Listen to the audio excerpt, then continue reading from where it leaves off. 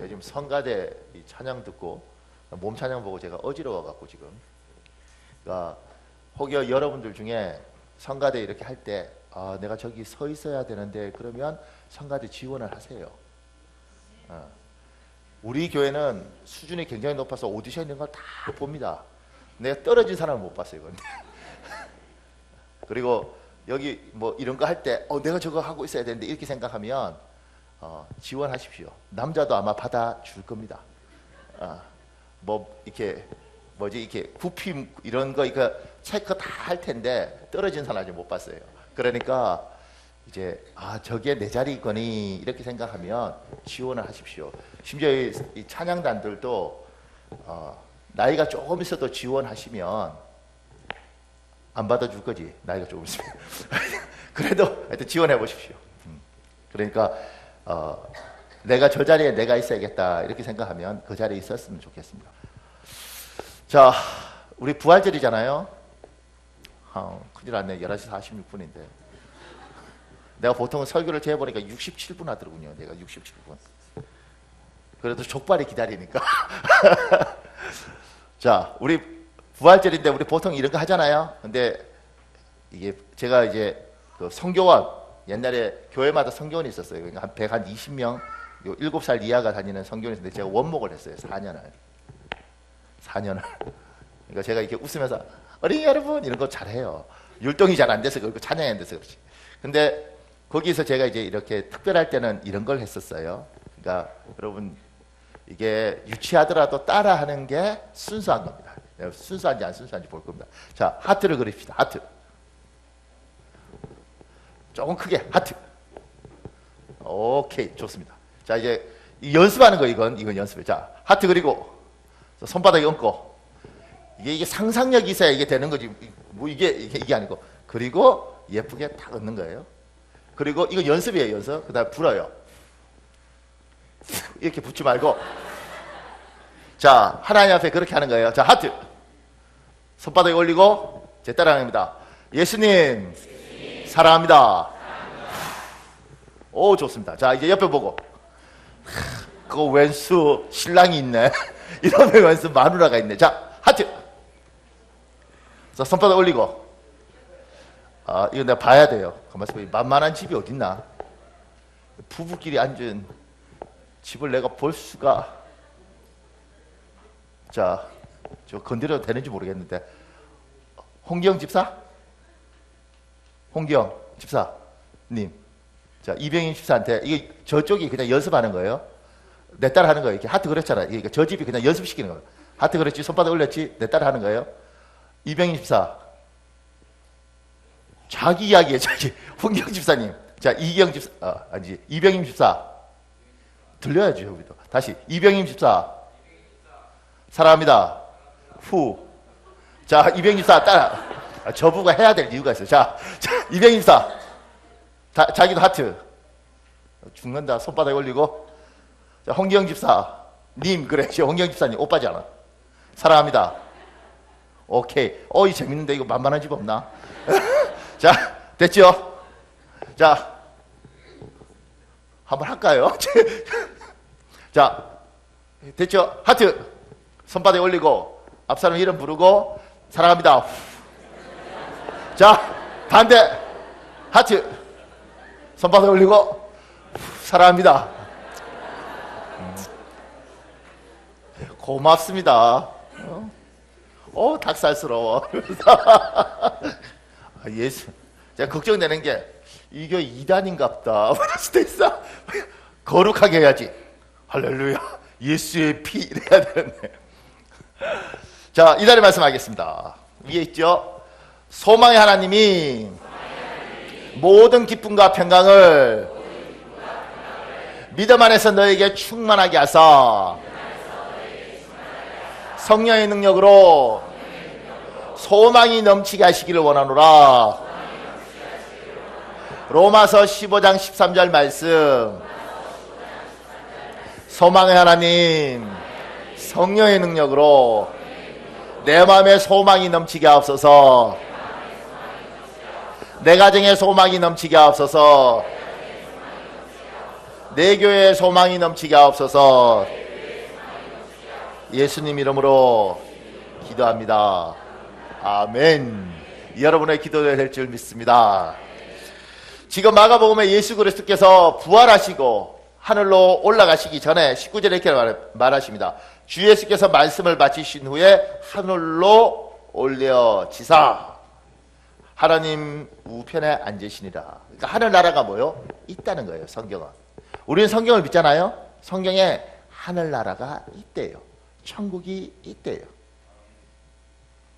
제가 어렸을 때는 저는 이제 이렇게 시골촌 사람이잖아요. 시골촌이지 내가 한 번도 밤매 본 적도 없고요. 벼하고 보리하고 난 구분도 못해요.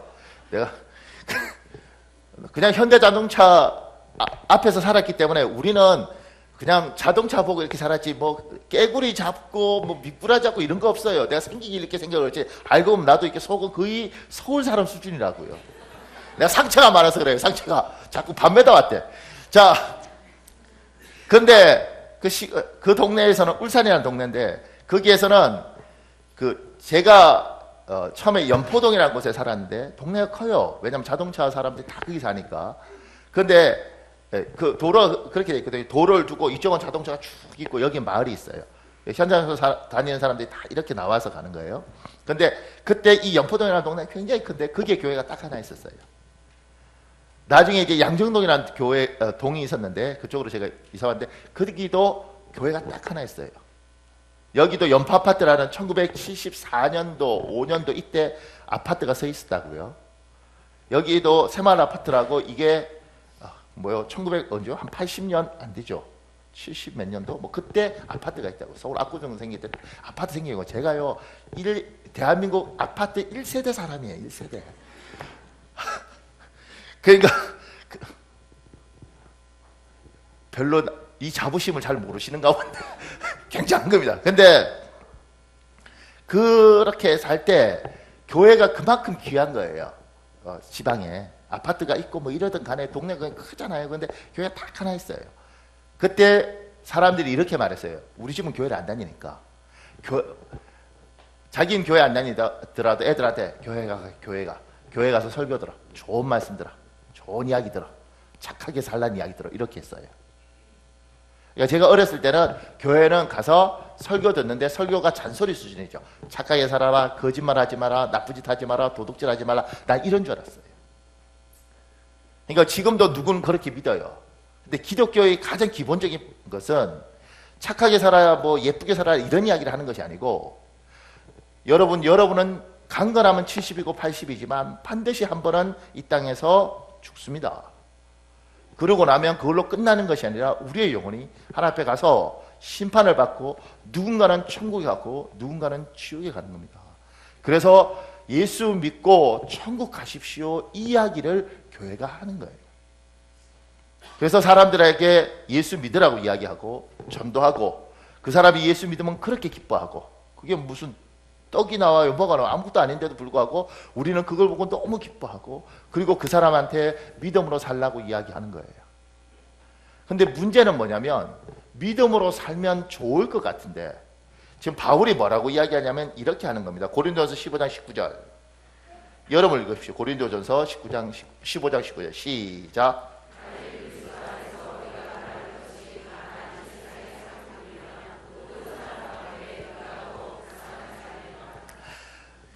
예수를 믿고 삶이 이 땅의 삶만 있으면 죽으면 아무것도 없어요. 그냥 끝. 그 삶이면 뭐 이 세상의 모든 사람 가운데 우리가 더 불쌍해야 돼. 왜 불쌍해요? 주일날 아침이 되면 누구는 9시 예배, 누구는 11시 예배 온다고 늦잠 못 자요. 그죠? 늦잠 못 자고 와요. 왜냐하면 그렇게 주일날 쉴 수 있는 시간을 포기해야 돼요. 믿음이 더 좋아지면 수요 예배, 철야 예배 그러다가 잘못해서 장로나 안수집사나 권사가 되면 새벽 예배까지 지키다 보면 이거 믿음 좋아지면 피곤한 거예요. 더 좋아지면 막 헌금을 하고 싶어. 내 돈도 아껴서 사는데 처음에 그냥 이렇게 하다가 나중에는 막 11조도 하고 싶고 건축헌금도 하고 싶어요. 믿음이 좋아지면 더 심해져요. 더 웃긴 건 믿음이 더 좋아지면 차량 봉사하고 주차장 쓸고 뭐 이런 거예요. 돈도 못 받아. 더 웃긴 건 욕도 얻어먹어요. 아, 집사가 돼서 그 정도는 충성해야지 뭐 이래. 새 시점 얼마나 좋은지 몰라요. 교회 오셨어요? 처음이세요? 아무것도 하지 말고 그냥 있으세요 이래. 이거 하지 마세요. 저희가 할게요. 이렇게. 믿음이 자꾸 좋아지면 집사가 돼서 앉아있겠어? 닦아. 이렇게. 교회는 믿음이 좋아지면 좋아질수록 상당히 피곤한 쪽에 있어요. 그러니까 주일날 딱 한 번 와서 나는 천국 갑니다. 이러면 얼마나 좋겠냐고. 근데 그게 아니거든. 그러니까 믿음이 점점 좋아지면, 어저께도 우리 교회 여기에 이제 뭐죠? 이게 텃밭인가요? 텃밭이 아니고 뭐죠? 뭐 조경한데 흙이 이렇게 뭐 영양분이 없어지고 이러니까 남전대가 한 10명 모여서 거기 흙 다 갈고 뭐 그 뭐죠? 그 삽질하고 이러더라고요. 참 재밌는 게, 음식 시키려고 점심을 줘야 되잖아요. 점심 먹자고 할 때 최재 집사님이 그때 여기 없어서, 최재 집사님 뭐 먹는 어디 있어요? 그러니까 저기서 최재 집사님 삽질한대요.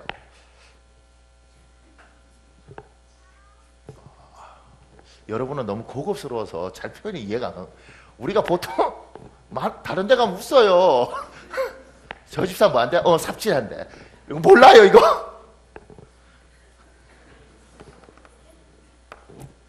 너무 거룩했어 오늘 시작이. 그러니까 근데 교회 와서 막 삽질하면서 흙 날렸는데 짜장면이라도 시켜주려고 제가, 점심은 먹고 해야 되잖아요. 그런데 믿음이 자꾸 좋아지니까 짜장면 배달 왔는데 우리 집사님 한 분이 자기 카드로 밥값을 치렀어요. 그럴 줄 알았으면 팔보채도 시키는 건데. 근데 하여튼간에 껐어. 그러니까 원래 거기가 미안한데 거기가 원래 믿음이 덜했거든요. 내가 알기로는 뭐 비 오고 이러면 아유 오늘 교회 가지 말자 뭐 이런 믿음이었는데, 자꾸 좋아지니까 노는 날에 와서 삽질하고 짜장면 값도 계산해야 되는 믿음으로 간 거지. 그렇게 충성을 했어. 그죠? 근데 죽었는데 아무것도 없어. 에이씨 이게 뭐야 이렇게 되는 거예요. 우리는 뭐야? 억울한 거지. 나는 그래도 다행이에요. 왜냐면 나는 이렇게 해서 밥이라도 먹고 사는 거잖아. 이게 직업이니까. 여러분 다 돈 내고, 어떨 때는 성질 못된 목사 만나면 그 성질 다 받아주면서 죽도록 중생인데 죽었는데 아무것도 없어. 에이 이렇게 되는 거지. 안 억울해요? 뭘 또 억울해? 오늘 좀 이상해. 분위기가. 그러니까 이게 예수를 믿고 하늘나라가 없으면 우리가 진짜 불쌍한 거지. 늦잠 못 자고 돈 헌금하고 몸 바쳐가고 이게 뭔 짓이야. 그러니까 주께서 그러시는 거죠. 얘야 내가 부활이 뭐요? 죽었다가 살아나신 거잖아요. 그리고 하나님 보좌 우편에 앉으셔서 하늘에 계시면서 이야기해요. 얘야 여기 천국이 있다. 여기 너희 죽음 끝이 아니라 나 봤지? 너희도 여기 와서 사는 거야. 그러니까 천국이 없으면 너희가 정말 억울한 사람인데 그러지 않아. 그 이야기를 하는 거예요.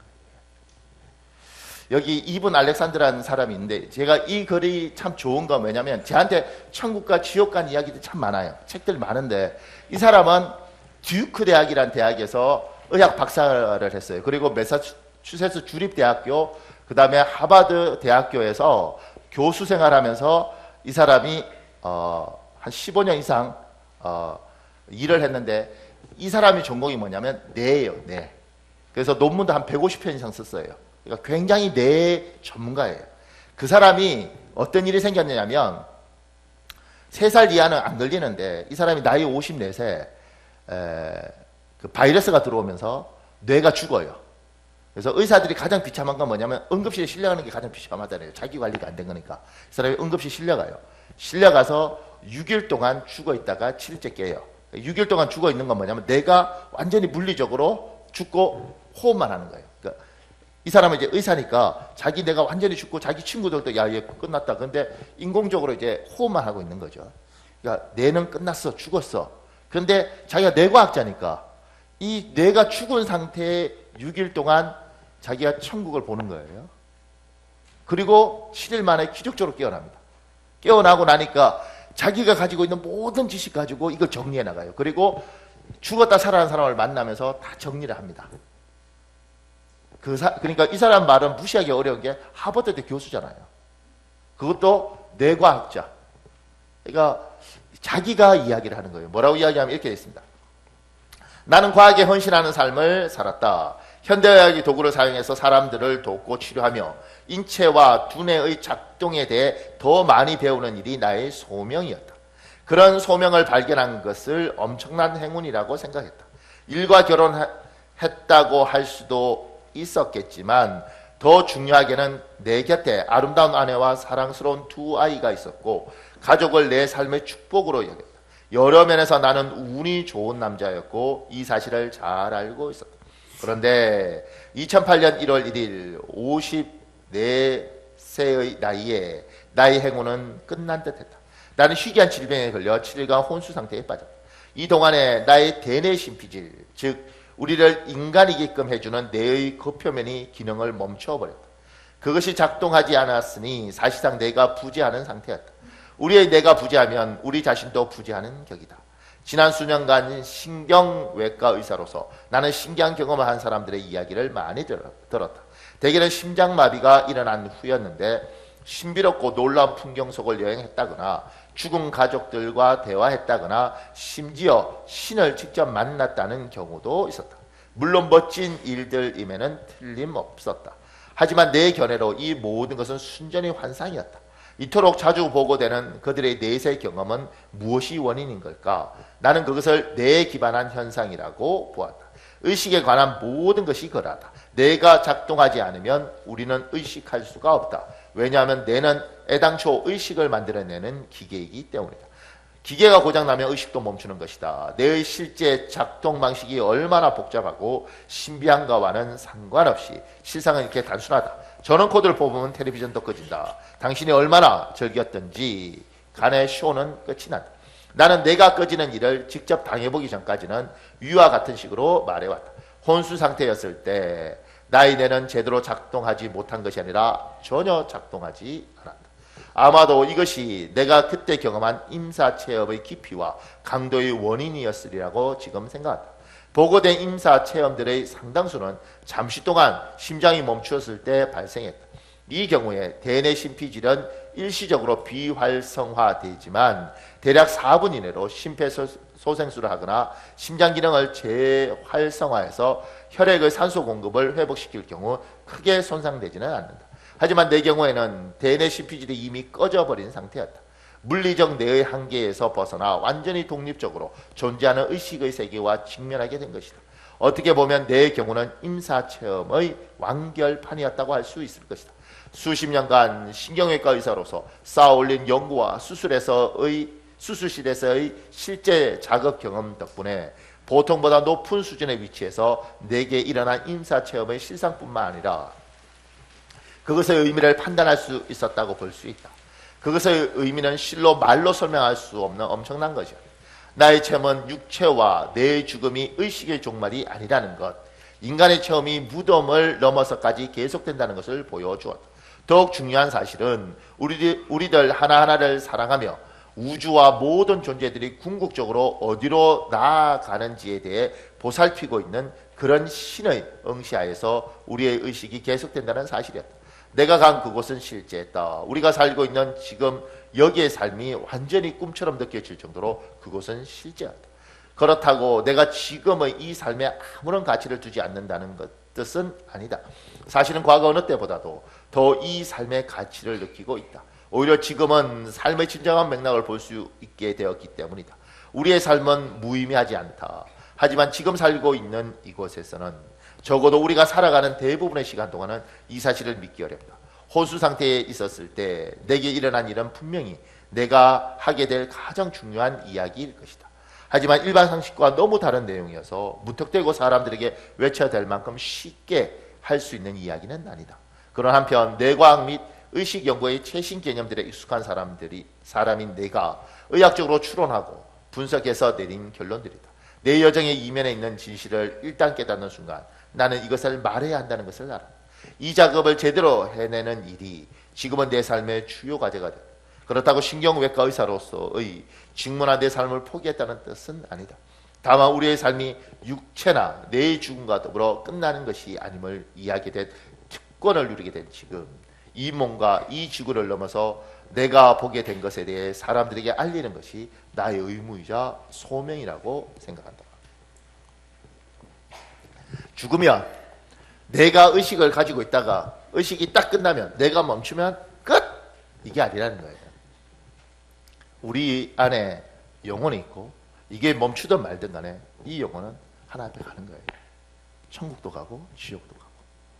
저는 6살짜리 애가 천국 갔다 온 애도 만나봤고, 초등학교 2학년짜리가 천국 갔다 온 애도 만나봤고, 그 다음에 고등학교에 중학교에가 갔다 온 것도 만나봤어요. 70이 넘어서 천국에 2번 갔다 온 권사님도 만나봤고, 참 많이 만나봤어요. 그리고 그들이 이야기하는 걸 참 많이 들었어요. 그리고 제 방에 한 천국과 지옥에 가는 책만 한 20권 있을 겁니다. 그러니까 우리가 왜 이 길을 가는가? 왜 힘들어도 주일날 이렇게 예배를 지키는가? 주께서 부활하시면서 얘야, 이게 끝이 아니다. 내가 하늘나라에 와서 하나님 보좌 우편에 있지 않냐? 천국이 있다 얘들아. 천국이 있다. 세상이 그걸 믿든 인정하든 안 하든 상관없다. 천국은 있다. 그래서 파스칼이라는 대수학자가 있잖아요. 그 파스칼이라는 수학자가 놀라운 이야기를 합니다. 일단 믿어라.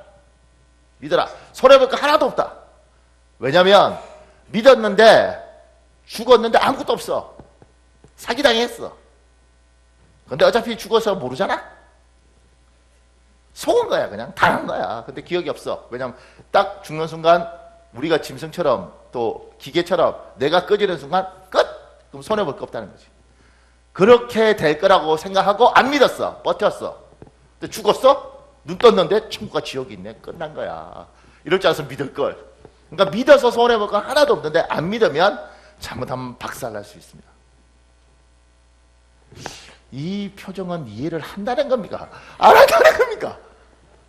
오늘 너무 거룩해. 우리 교회는 너무 그렇게 거룩하면 안 되잖아요. 그러니까 믿어서 손해볼 건 하나도 없다는 거지. 왜냐하면 이 땅에서 억울하든 말든 죽어서 아무것도 없어도 괜찮아. 그런데 안 믿고 버티다가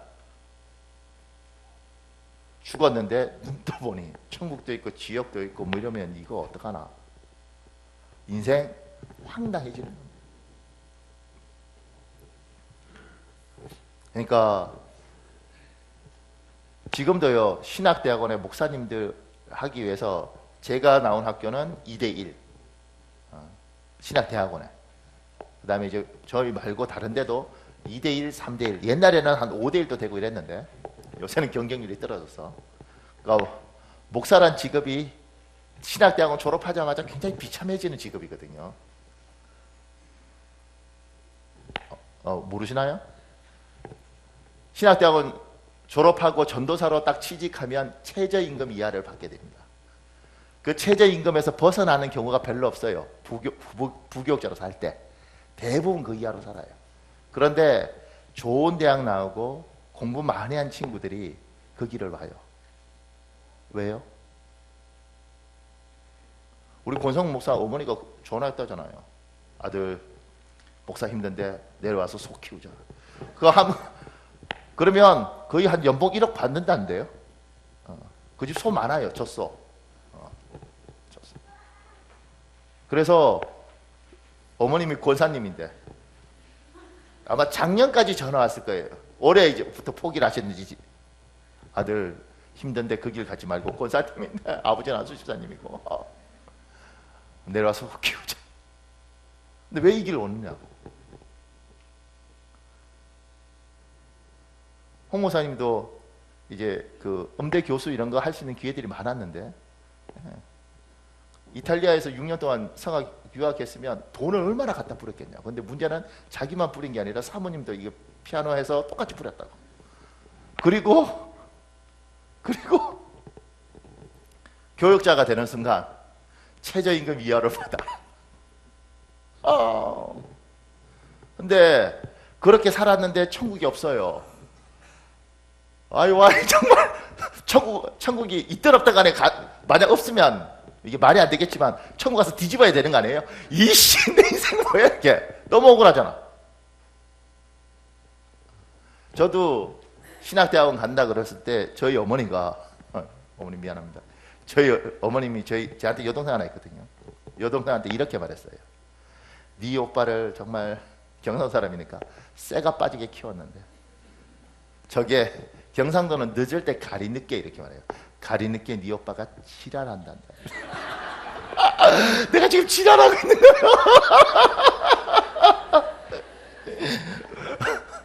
나는 지랄하고 여러분 지랄하고 구경하고.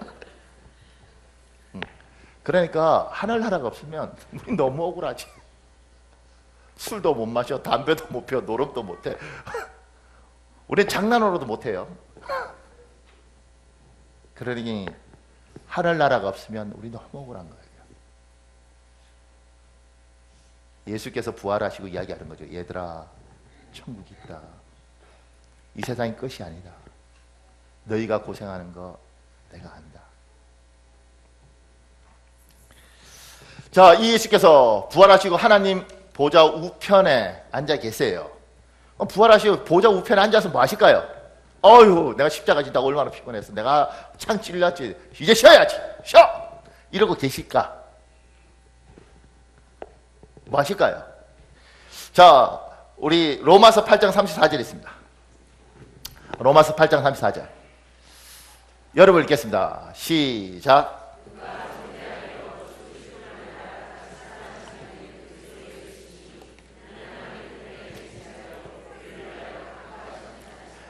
예수 그리스도께서 하나님 우편에서 뭐예요? 간구, 기도하는 거예요. 하나님! 하나님! 예수께서는 이 땅에서도 밤이 맞도록 기도하시고 새벽 미명에 기도하시고 겟세마네에 땀이 핏방울 되도록 기도하셨어요. 그렇게 기도하셨던 분이 하나님 보좌 우편에서 아이고 내가 진짜 피곤했네 이게 아니고 거기서도 간구를 해요. 재밌는 글이 있습니다. 지금 제가 밑에 붙여놓은 글은 필리핀에 간 선교사님이 필리핀에서 건축하다가 생긴 일이에요. 1999년 7월 하나의 미랄 교회 건축은 아주 느리게 진행됐다. 그동안 몇 번의 우기가 지났고 남편과 나는 우기 때면 녹슨 철근들에서 녹물이 흘러내리는 것을 보고 몹시 침통해했다. 그러다 보니 철근에 녹물이 흘러서 매해 페인트를 새롭게 칠해야 했다. 천둥 번개가 유난하게 치며 비가 쏟아지는 어느 새벽이었다. 교회가 걱정되어 도저히 잠을 이룰 수가 없었다. 새벽 3시쯤 교회 건축 현장으로 향했다. 그런데 성전껏 귀퉁이에서 흰옷 입은 누군가가 녹선 철근을 만지고 있었다. 남편과 나는 눈을 비비며 다시 확인했지만 그분은 틀림없이 예수님이었다. 예수님도 우리처럼 안타깝게 성전 철근 기둥을 붙잡고 기도하고 계셨다. 얼굴엔 눈물인지 빗물인지 흘러내렸다. 우리가 다가가려는 순간 예수님은 사라지셨다. 모든 장애와 난간에도 거북처럼 느리게 성전 건축은 계속되었다. 주변의 선교사들은 어떻게 후원자도 없이 단지 믿음 하나로 교회를 건축하냐고 걱정을 많이 했다. 하지만 기진맥진해서 더 이상 나아갈 힘조차 없는 중에도 우리는 하나님만 바라보며 믿음으로 조금씩 전진을 계속했다. 헌금이 들어오면 공사를 진행했다가 없으면 즉시 중단하는 식으로 2층 바닥 공사와 벽돌 작업, 종탑 철근까지 기적적으로 올라갔다. 이 글 중에 참 재밌죠. 건축하다가 이제 필리핀은 그러거든요. 필리핀은 이제 우리나라 옛날하고 똑같아요. 그냥 이렇게 철근해서 시멘트 이렇게 해서 돈이 없으면 1층만 져요. 그러면 건물이 1층인데 철근 다 나와 있습니다. 이렇게 벽면으로 이렇게 위로. 그냥 그렇게 이렇게 왔다 갔다 해요. 예배도 드리고 다. 돈 생기면 그 위에다가 다시 철근 연결해서 져요. 그러니까 우리 같으면 야 저게 중공검사가 안 떨어지나? 중공검사 필요 없어요. 거기는 그냥 그렇게 사는 겁니다. 이렇게. 그런데 건축하다가 돈 없으니 어떻게 해요?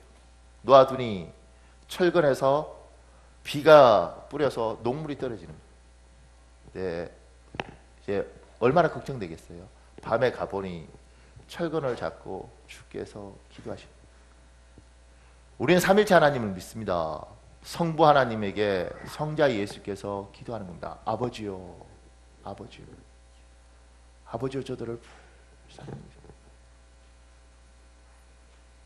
성자 예수께서 하나님 보좌 우편에서 성부 하나님께 아버지요, 아버지요. 우리 창대교회가 참 복이 많습니다. 내가 담임 목사라서 그냥 그렇게 말하는 게 아니고 참 어떤 사람들은 저보고 이래요. 참 저 목사는 복이 참 많은 목사다 이렇게 이야기해요. 그럼 나는 그냥 아멘 합니다. 근데 한편으로는 나 혼자 이렇게 있을 때 이 생각을 해요. 무슨 생각을 하냐면 하나님이 참 우리 성도들 사랑하는가 보다 그 생각합니다. 오늘도 제가 설교 이렇게 준비하고 요새는 이런 생각을 해요. 제가 부활절 설교 2000년부터 지금까지 했던 설교를 쭉 다 저는 설교 원고가 다 있거든요. 이렇게 나눠드리니까 다 찾아봤어요. 그러면서 이런 생각이 들더라고요. 그러니까 7년 동안 한 거 아니에요. 나는 이제 위임 목사니까 내가 70까지 하겠다면 70까지 하는 거잖아요. 뭐 기분 나쁘십니까? 그러면 제 나이가 이제 32이니까 그런데 앞으로 몇십 년을 부활절 설교를 할 거라고. 인간의 지식이 얼마나 된다고 그 지식을 가지고 여러분을 감동시킬 수 있겠냐? 안 되는 거예요. 그러니까 제가 좋은 스승들 많이 만났는데 좋은 스승들 밑에서 기껏 들어봤자 2년이나 3년 들으면 들을 거 없어요. 왜냐하면 같은 말 해요. 좀 이랬는데 나중에 보니까 똑같은 말 계속 해. 그러니까 그냥 그냥 가방 들고 그 수업 계속 따라다니면 대부분 알아요. 그러니까 한 교회에 어떻게 목사가 30년, 40년을 목회할 수 있을까? 그리고 그 예배에 어떻게 성도들이 울면서 은혜를 받을 수 있을까? 이건 인간의 능력으로 안 되는 거예요. 제가 열심히 공부합니다. 여러분이 어떻게 생각할지 모르지만 정말 열심히 공부합니다. 제가 생각할 때 하여튼 대한민국 목사, 지금 목사 안수 받은 사람 중에 최소한 내가 1% 안에 들 거예요. 담임 목사로서 공부하는 수준을 보면. 내일 또요, 제가 아침에 가면 7시 20분에 집에 나가면 9시 15분부터 그 백석대학교 신학전문대학원에서 역사신학, 그 다음에 구약신학, 그 다음에 신약신학. 이건 히브리 봐야 되고 이건 헬라어 봐야 돼요. 그거 하고 나면 5시 45분에 끝납니다. 그리고 오죠. 놀라운 건 난 청강생이에요. 밥 한 끼 사주고 교수한테 수업 좀 들어도 되겠습니까? 이렇게 든다고. 근데 정식 학생들은 450만 원 주고 오늘 휴강하지요? 이래.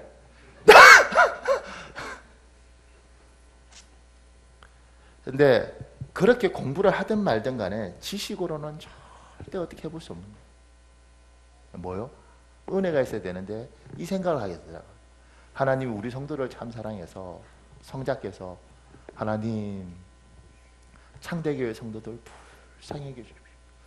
저 사람들 상처받지 않고 가슴 아프지 않고 이제 저 사람들 여기에 마지막 하나님 나는 더 이상 이 교회 저 교회 돌아다니기 싫고 여기에서 여생을 마치겠습니다.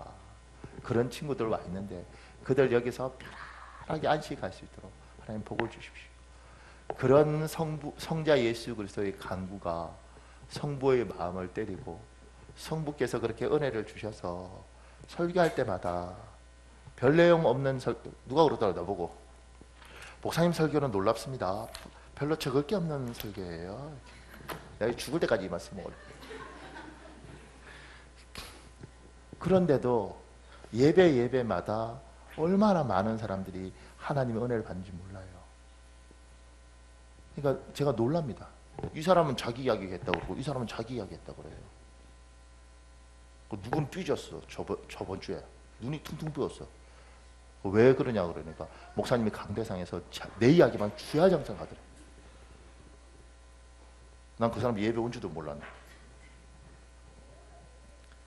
성부 하나님 성자께서 이 교인들 불쌍히 주십시오. 그렇게 간구하는 거예요. 그 은혜를 우리가 뭐요? 받아 누리는. 여러분과 나는 예수 그리스도를 본받아서 살도록 하는 요구하셔요. 그래서 어떤 교회 가면 우리는 작은 예수로서 사명을 다하겠다 이렇게 이야기해요. 하나님께서 여러분과 나에게 예수 그리스도의 삶처럼 예수가 이렇게 기도하시고 지금 하나님 보좌 우편에서도 간구하는 것처럼 너희가 내 백성이면 너희도 기도로 중심을 잡고 하나님이 너에게 기도를 요구하시는데 기도 양을 채우라 이렇게 이야기하는 거예요. 기도 양은 다 다릅니다. 분량이. 하나님이 요구하는 그릇이 다 달라요. 요구하는 만큼 기도하셔야 되는 겁니다. 누구는 1시간을 요구하고 누구는 2시간을 요구하고 누구는 3시간을 요구할 수 있어요. 목사님 나는 먹고 살만한데 그건 그거고 하나님이 당신한테 요구하는 기도의 분량이 있습니다. 그 분량을 채우라고 이야기하는 거예요. 힘이 들어도 그 분량을 채우면 하나님께서 긍휼을 베풀어 가요. 제가 필리핀에서 그 2년을 공부했습니다. 근데 그 학교는 미국에서 세운 학교라서 1년에 4학기예요. 굉장히 이렇게 분주해요. 근데 그 할 때 제가 만나보니 제가 기숙사에 살았는데 참 괜찮은 애들이에요. 그러니까 필리핀에서는 최고 엘리트 목회자들이에요. 왜냐하면 거기는 이제 뭐 성경학교 졸업하고 목사가 되는 거니까 이 사람들은 대학원 와 있는 사람이니까 굉장히 뛰어난 사람이라고요. 근데 그 친구들이 제가 보면서 너무너무 괜찮은 사람들인데 그 사람들이 정말 힘들게 살아요. 근데 내가 봤죠. 왜 힘들까 이들이? 이렇게 성품도 좋고 필리핀에서는 상위 1% 안에들은 엘리트들인데 왜 이럴까? 문제가 뭐냐면 기도가 약한 거예요. 그러니까 얘들은 하나님은 다 안다고 생각하거든요. 그러니까 그냥 와서 기타 치면서 노래 부르다가 성경 이렇게 읽다가 쪽지 적어요. 이렇게. 그리고 포스트잇 같은 걸로 딱 붙여놔요. 하나님 이래 주세요. 그러니까 기도 시간 자체가 그냥 내 마음 아시겠죠? 그냥 내가 표현할게 이거 이렇게 되는 거예요. 그러니까 우리처럼 기도하는 걸 잘 이해를 못하는 거죠. 제가 그 예배당이 있는데 예배당에서 찬양 쫙 하다가 쫓겨났잖아요. 시끄럽다고. 뭐 내 찬양은 시끄러울 수 있어요. 음이 맞겠어 뭐. 나도 마음 아파. 그래도 그렇지. 나중에 전체 학생이 모였을 때 이제 원래는 처음에 미국 사람들이 다 총장하다가 나중에 필리핀 분이 총장을 했어요. 근데 이분이 필리핀 난 천재라 그래요. 왜냐하면 미국의 서던 밥시스트 텔라스카 세미너리라는 하버드보다는 미국 사람한테는 이게 더 유명한 학교거든요. 근데 여기에서 박사를 받고 왔어요. 그러니까 선교사가 돈을 보내서 한 거죠. 이분이 우리 전체 모아놓고 이야기할 때 자기가 한국 다녀왔는데 한국 정말 가슴 아프다 그거예요. 왜 아프냐면 이 사람들이 막 기도를 하는데 시끄럽게 막 기도하는데 걔들은 조용히 기도할 줄은 모른대. 그래서 내가 그딴 말 하지 말라고 막 이러고 싶었는데 영어가 안 되잖아. 알아는 들었는데 그때 간지 얼마 안 돼갖고 이게 안 돼. 이게 흥분하면 이게 안 되거든요. 문장이 꼬여서. 근데 그때 알았어요. 이 사람들이 기도를 모르는구나. 왜 우리가 어떨 때는 지금은 이렇게 기도하지만 때로는 철야하고 뭐 40일 금식하고 어떨 때는 막 밤새서 뭐 작전 기도하고 이렇게 하면냐고. 기도 많이 할 때는 어떨 때는 몸이 땀으로 젖어요. 누군 바본가? 예수께서 겟세마네에서 땀방울이 핏방울 되도록 기도했기 때문에 우리가 기도하는 거지. 힘들어도 기도의 분량을 채우면서 돌격해 나가면 주님이 어떻게 하냐면 풀어가요. 우리 교회에 간정 세울 사람 많아요. 그런데 하나님이 풀어갑니다. 대단하지 않지만 하나님 하나씩 풀어가요. 그게 기도의 능력이에요. 또 하나는 우리 사도행전 7장 54절 55절 제가 읽고 59절 60절 여러분 읽으십시오. 그들이 이 말을 듣고 마음에 찔려 그를 향하여 이를 갈거늘 스데반이 성령 충만하여 하늘을 우러러 주목하여 하나님의 영광 및 예수께서 하나님 우편에 서신 것을 보고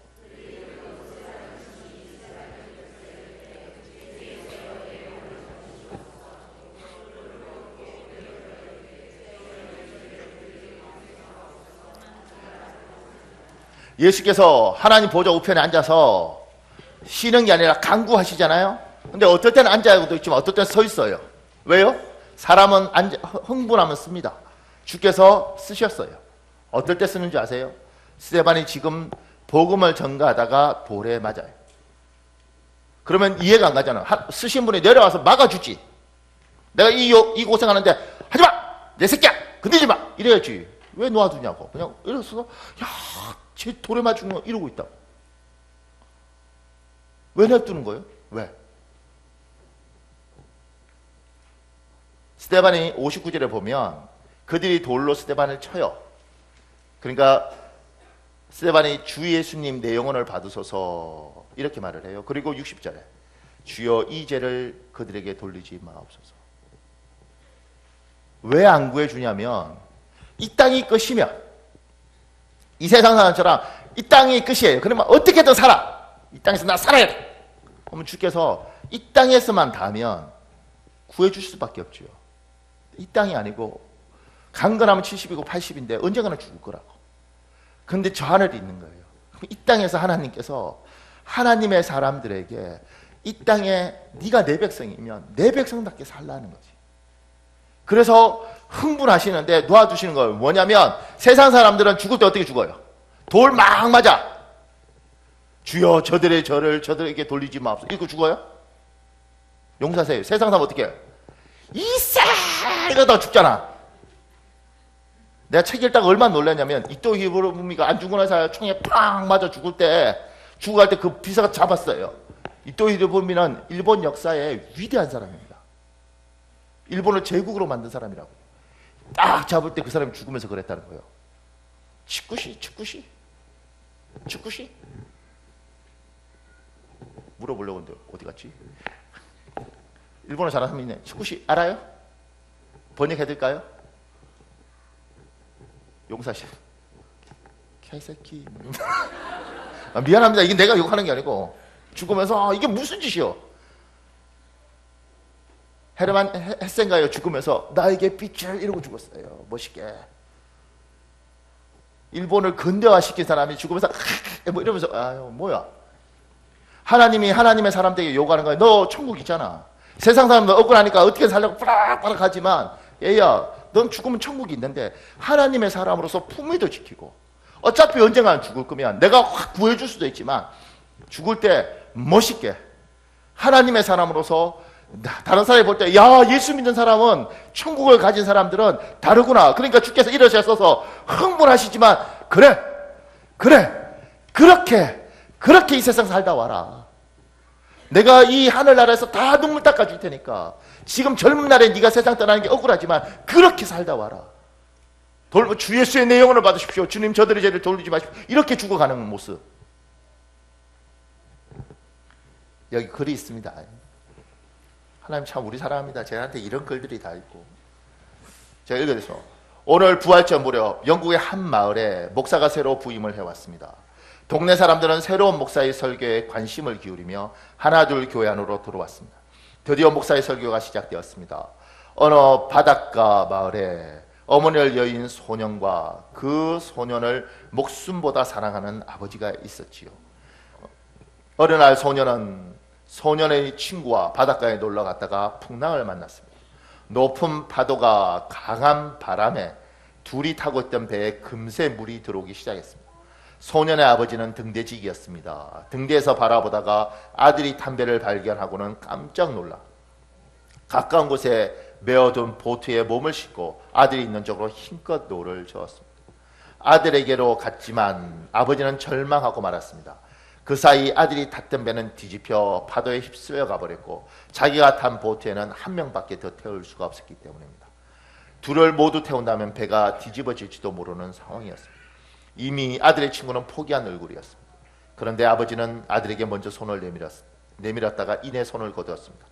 아들은 놀란 얼굴로 아버지를 바라보았습니다. 미안하다. 너는 죽어도 천국에 갈 수 있지만 내 친구는 아직 주님을 안 믿잖니.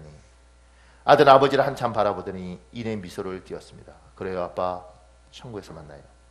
아버지는 배에 아들의 친구를 태우고 쏟아지는 눈물을 감추지 못한 채 있는 힘껏 육지까지 노를 저어왔습니다. 목사의 설교는 끝이 났고 그의 눈은 촉촉히 젖어 있었습니다. 찬송가가 시작되고 교회 뒤쪽에 앉은 동네 불량배 몇 명이 자기들끼리 소곤거렸습니다. 뭐야 저런 이야기, 다 지어낸 거잖아, 누가 믿어. 그때 그들의 뒤에 앉아서 그윽한 눈으로 설교를 듣던 머리가 하얗게 센 노인이 나직이 말했습니다. 그렇지 않다네 젊은이들, 내가 그 아버지고 저기 서 있는 목사가 바로 내가 구한 아들의 친구라네. 하나님의 사람들은 하늘나라가 있고 죽음을 받아들이는 게 달라요. 이 땅에 억울하니까 한 500년 어떻게든 이 바닥바닥해서 나는 살아야겠어, 이게 아니고 하나님의 사람은 하나님의 사람으로 품위를 지키면서 마지막 주께서 보좌에 일어나셔서 구해줄 수도 있지만, 얘야 이 땅이 끝이면 내가 다 구해줄게. 그런데 이 땅이 끝이 아니고 저기가 있잖아. 이 땅에서 네가 하나님의 사람으로서 그 모습을 살다 와라. 저는 제 가슴에 훌륭한 성도들이 너무 많습니다.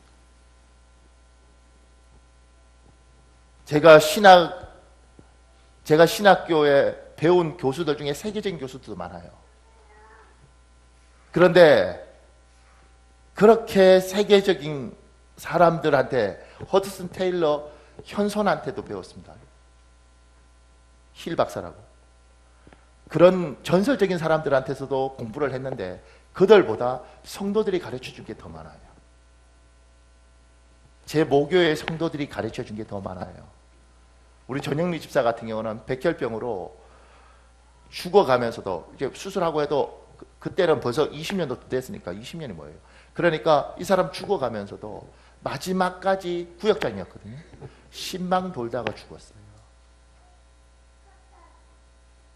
그 애가, 경표란 애가 있었는데 걔 엄마가 죽고 그 애가 맨발로 교회 계단에 어리니까 걸어 올라올 때 그 애 보고 내 가슴이 찢어진 줄 알았어요. 하나님, 당신을 위해서 마지막까지 충성하다가 죽었는데 애가 맨발로 저렇게 다니면 이건 아니지 않냐.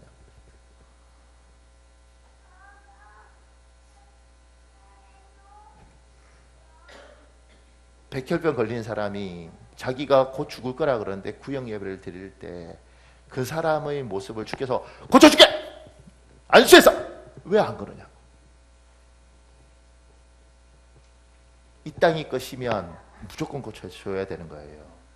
근데 저 하늘이 있으면 얘야 이 땅에서 세상 사람들이 보면서 저렇게도 사는구나. 저 사람 왜 저렇게 살지? 예수 믿는 사람은 다르구나. 아, 저게 다르구나. 그 모습이 보이는 거잖아요. 제 모교에서 6명 물에 빠져서 죽고 그 부인들이, 안수집사 부인이 둘이나 있었거든요. 그 부인들이 성경 암송 대회 때 나와서 한 달 죽고 한 달 반 남편과 같이 외우기로 했는데 혼자 외웁니다. 그리고 시편, 이사야 이런 거 쭉 외울 때 앉아있던, 우리 교회보다 작았어요 그때 교회, 빛나교회. 그 앉아있던 성도들이요 견딜 수가 없는 거예요. 아, 믿음이라는 건 저런 거구나. 그 잘난 안수집사 남편 세상 떠나놓고 그 다음 죄하고 같이 주일학교 선생이었는데 김선희 권사라는 사람이 그때 집사였어요. 그 주 예배 빠지고 오겠어요. 그 부부가 금실이 얼마나 좋았는데. 그 다음 주에 예배 와서 주일학교 봉사하는 거예요. 애들 보고 웃으면서 아 선생님이야 이러고 다 끝나고 집에 가면 울고 앉아있고. 내가 그걸 옆에서 다 봤어요. 그러면서 그리스도인들의 모습, 아 예수를 믿는다는 게 저런 거구나. 하나님 왜 안 구해주시는가. 스데반을 보면서 제가 이 설교하면서 처음 알았어요. 이 설교 준비하면서 그 전에 늘 서 계셨구나. 주께서 이렇게 흥분하시구나 이렇게 알았는데 왜 흥분하셨을까에 대해서는 못 풀었거든요. 근데 이번 부활절 설교하면서 준비하면서 아 주께 쓰셨구나. 왜 안 구해주시지? 얘야, 어차피 한번 끝나는 인생인데 지금 네가 이렇게 마무리를 하는 것이 영원히 기억되고, 정말 많은 사람들이 야, 어떻게 저럴 수가 있지? 그리스도인들이 다르구나. 어차피 한번 왔다 가는 세상, 내가 구해줄 수 있지만 그 영화로움으로 내가 네 눈물을 닦아줄게. 그래서 순교자가 최고의 반열인 겁니다. 예수를 위해서 마지막까지 십자가를 지고 총칼 앞에서 나는 하나님 한 분 외에는 섬기지 않겠다, 그리고 총에 맞아 죽어갔던 그 사람들이 왜 기억에 남냐면, 주께서 안 구해주고 싶겠어요? 내 새끼 건들지 마! 이럴 수 있잖아.